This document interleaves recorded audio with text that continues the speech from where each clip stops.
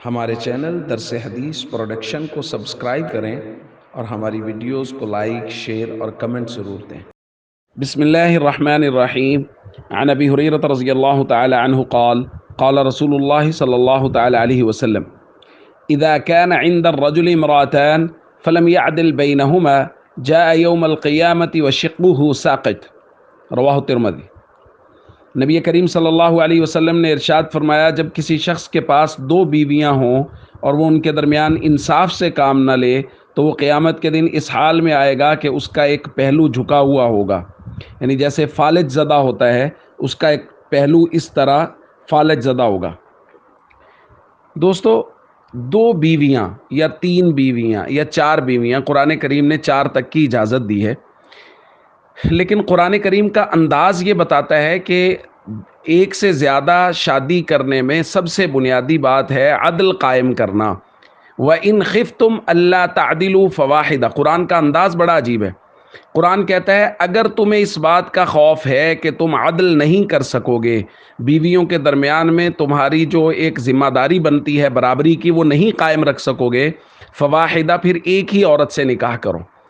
تو اس لیے جو دوسرا نکاح ہے وہ بہت سوچ سمجھ کے کرنا چاہیے۔ اگر صحت اور مالداری دونوں اجازت دیتے ہیں تو پھر اس شرط کے ساتھ، پھر بھی اس شرط کے ساتھ دوسرا نکاح ہے کہ آپ دونوں بیویوں کے درمیان میں عدل قائم کر سکیں گے کہ پہلی کی طرف زیادہ جھکاؤ نہ ہو جائے یا دوسری کی طرف زیادہ جھکاؤ نہ ہو جائے۔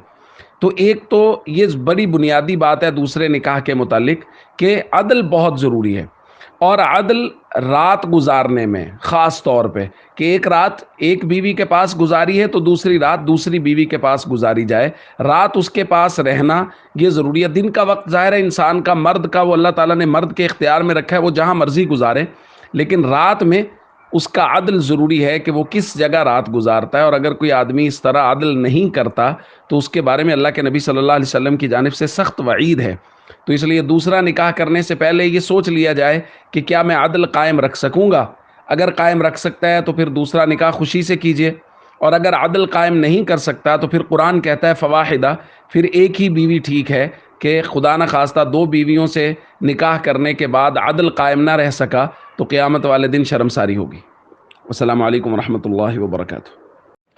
ہمارے چینل درس حدیث پروڈکشن کو سبسکرائب کریں اور ہماری ویڈیوز کو لائک، شیئر اور کمنٹ ضرور دیں۔